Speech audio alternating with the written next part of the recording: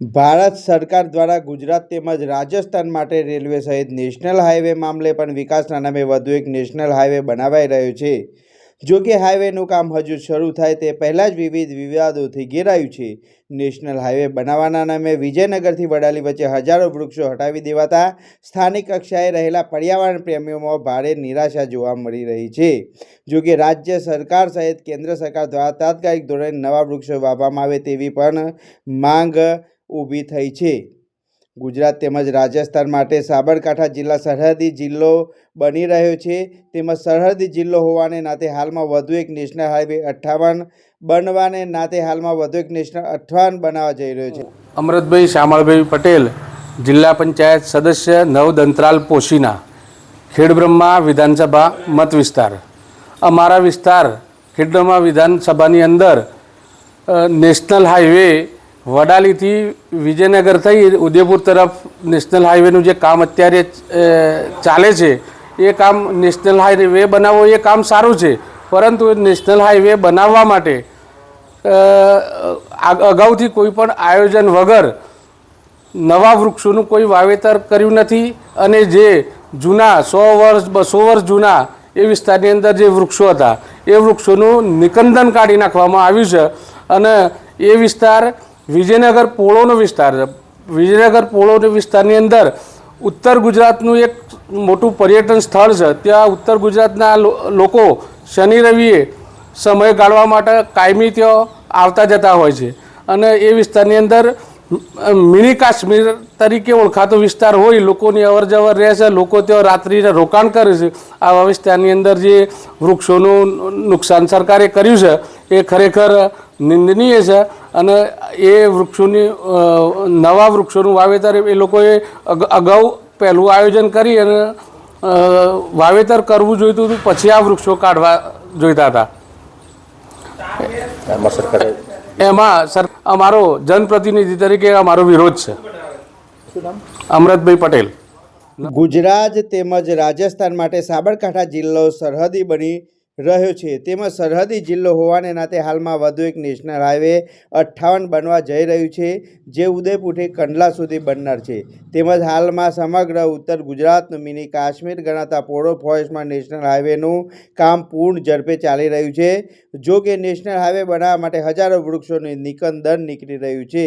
હાલમાં સ્થાનિક કક્ષાએ 200 થી 300 વર્ષ જૂના કેટલાય વૃક્ષોને હટાવી દેવામાં આવ્યા છે। તેમજ હાલમાં પણ વૃક્ષોને હટાવવા સહિત નેશનલ હાઈવેનું કામ ચાલી રહ્યું છે, ત્યારે પર્યાવરણ પ્રેમીઓમાં ભારે નિરાશા જોવા મળી છે। તેમજ આ મુદ્દે તાત્કાલિક ધોરણે વૃક્ષો વવાય તેવી માંગ ઊભી થઈ છે। સાથોસાથ આયોજન વિના નેશનલ હાઈવે બનાવવા જેવી જગ્યાએ પણ ભારે નુકસાન થવાની સંભાવના સેવાઈ રહી છે। જે ખેડબ્રહ્મા વિસ્તારના પોળો વિસ્તાર જે કહેવામાં આવે છે, જેને આ વિસ્તાર મિની કાશ્મીર તરીકે ઓળખે છે, દૂર દૂરથી પર્યટકો અહીંયા વન અને જે જંગલ છે તેનું સૌંદર્ય માણવા માટે આવે છે।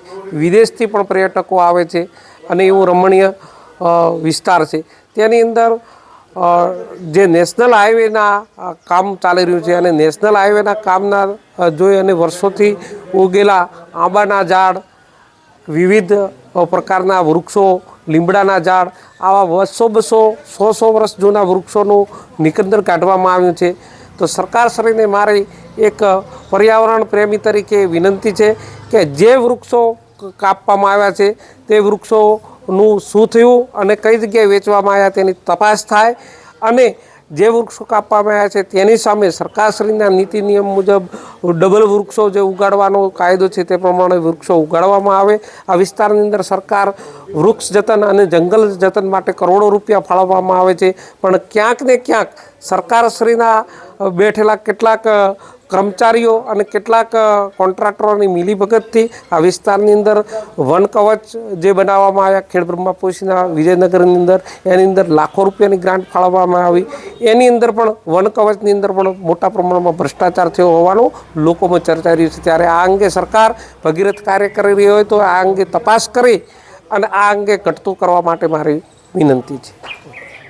આ મુદ્દે તાત્કાલિક ધોરણે વૃક્ષો વાવાય તેવી લોક માંગ ઊભી થઈ છે. સાથોસાથ આયોજન વિના નેશનલ હાઈવે બનાવવા જેવી જગ્યાએ પણ ભારે નુકસાન થવાની સંભાવનાઓ રહી છે, જે સ્થાનિક લોકો માટે પગભર થવાની આશા ઉપર પાણી ફરી વળ્યા છે.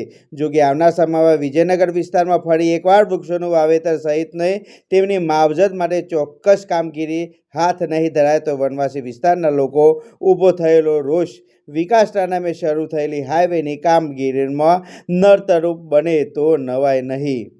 સાબરકાંઠા જિલ્લાથી મહત્વના સમાચાર આવી રહ્યા છે. ત્યારે ગુજરાત તેમજ રાજસ્થાન માટે સાબરકાંઠા જિલ્લો સરહદી જિલ્લો બની રહ્યો છે. તેમાં સરહદી જિલ્લો હોવાને નાતે હાલમાં વધુ એક નેશનલ હાઈવે 58 બનવા જઈ રહ્યો છે. નેશનલ હાઈવેની કામગીરી હાલમાં ચાલી રહેલ છે, જેમાં અનેક પ્રકારના વૃક્ષોનું નિકંદન નીકળી રહ્યું છે.